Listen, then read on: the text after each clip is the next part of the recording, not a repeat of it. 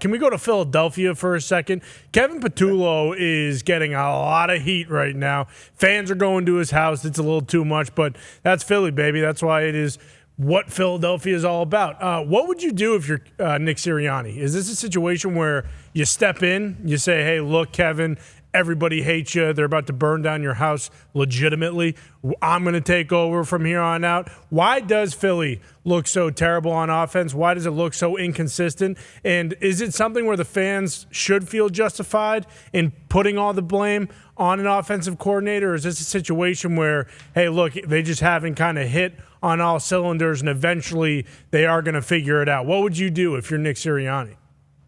Well, I'll say this. I mean, no one knows the football team better than that. I mean, I think that's for every head coach. You know, you're in every meeting, you put together every schedule. You know, you're involved in constant conversations. So, especially with his background as an offensive coordinator, he clearly knows what's going on. You know, whether it's the injuries or the continuity. I mean, you're talking about an offensive line that's really. I mean, this run that Philadelphia's on is a special run. I mean, they've been to multiple Super Bowls, but their offensive line has been impeccable. So when you have something that's in place for so long, and then you're going through some injury phases and things that are going on there, yeah, there's potentially a drop off. So but the personal part, I do believe in protecting the personal space of players and coaches because I don't think anybody should have to go through that.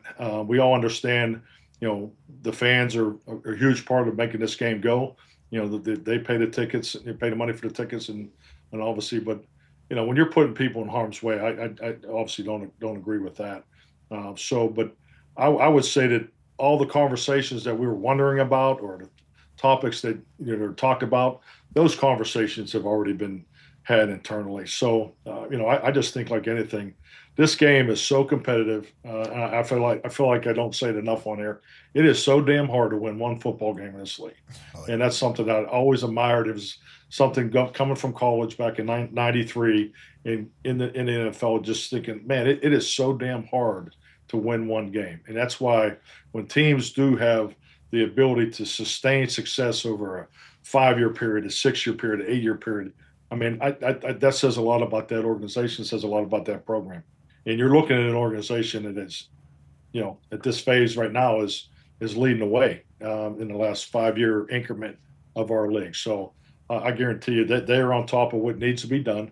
But their fans are as passionate. I mean, there's nothing like playing a game in Philadelphia. I mean, it's one of the all-time environments to play into, play at as far as the energy and so forth. And so they have unbelievable fans there. But I don't want to see anybody's family get.